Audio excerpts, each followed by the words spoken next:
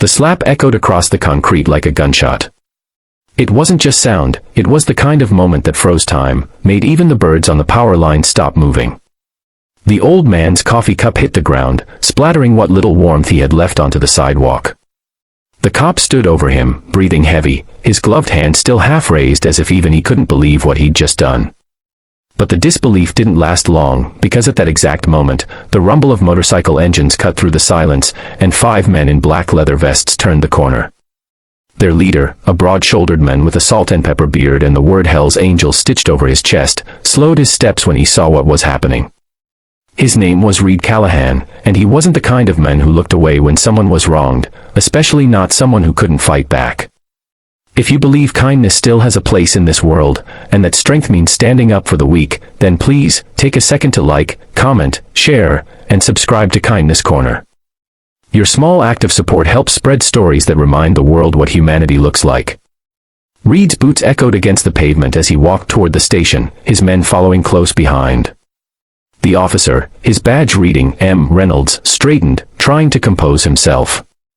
The homeless man, frail and trembling, sat against the blue wall of the police station, his gray beard soaked with tears and coffee.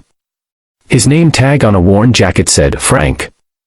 He had once been a mechanic, a father, a man with a small home and a bigger heart, but now, all he had was the concrete under him and a cup that no one wanted to fill. The officer's shout had been loud enough for everyone inside to hear, and a few officers were now stepping out from the glass doors, squinting into the sunlight. Reed's stride didn't falter. His eyes, gray, steady, and stormy, were fixed on the scene ahead. He wasn't rushing. He wasn't yelling.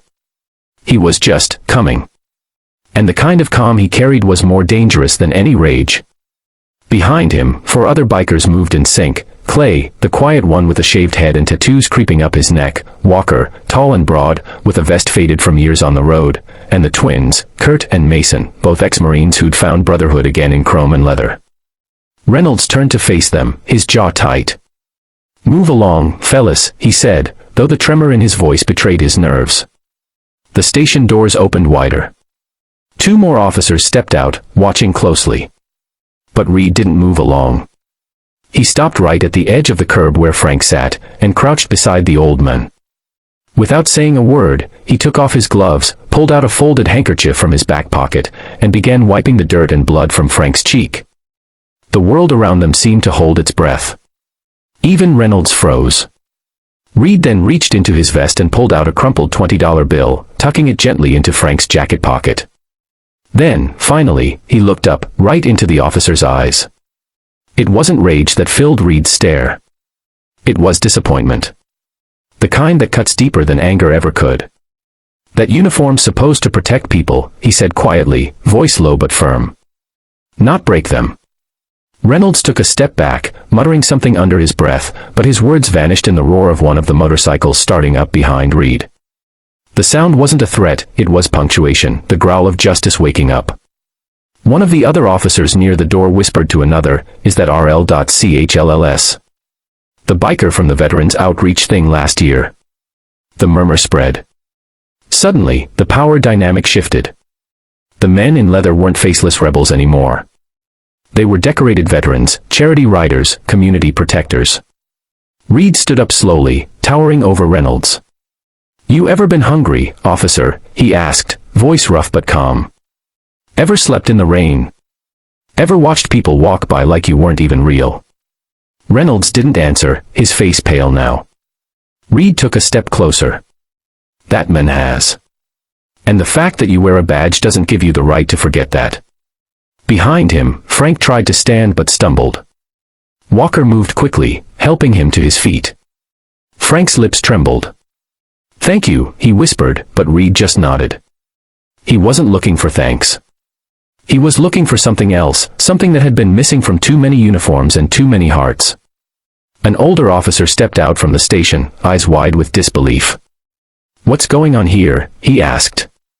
But before anyone could answer, Reed turned his head slightly, meeting his gaze.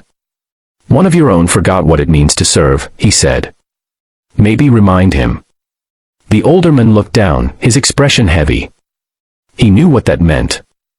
The tension hung thick in the air. Then, one by one, the other officers began to step back.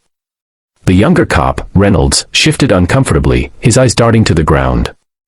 The slap that had started everything now echoed in his head, a sound he couldn't escape. Reed didn't yell. He didn't push.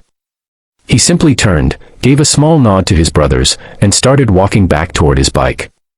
The rest followed, boots thudding softly against the pavement. Before mounting his Harley, Reed paused and looked back. "We all got choices, officer," he said over his shoulder. "You made yours. Make the next one better." With that, he put on his gloves, started the engine, and rolled out slowly, the deep rumble of 5 motorcycles fading into the distance like thunder after a storm. Inside the station, silence lingered. No one moved. The old man, Frank, was now sitting on a bench near the entrance, a blanket around his shoulders that one of the officers, silently ashamed, had brought out for him. Reynolds stood off to the side, staring at his hands. The red mark from his own slap had faded, but the guilt would not. That night, as the sun set over the quiet town, the security footage from the station made its way online. A cop slapping a homeless man, and 5 bikers stepping in. But what went viral wasn't the confrontation, it was the compassion. It was the image of a tattooed biker kneeling beside a forgotten man, cleaning his wounds without a word. By morning, the internet was flooded with messages. Not all heroes wear badges. Respect to the Hell's Angels who stood up for what's right. Donations poured in for Frank. The police department issued an apology. Officer Reynolds was suspended. But most importantly, people started talking about kindness, about accountability, about the fact that real strength doesn't come from authority, but from empathy. If this story touched your heart, please like, share, and subscribe to Kindness Corner, because every story you share helps remind someone that kindness is never weakness. It's power in its purest form. Before we end, tell us in the comments, what would you have done if you were Reed that day? Sometimes the smallest act of courage can silence the loudest injustice. And on that quiet street outside the station, 5 bikers proved that the heart of a man can roar louder than any engine.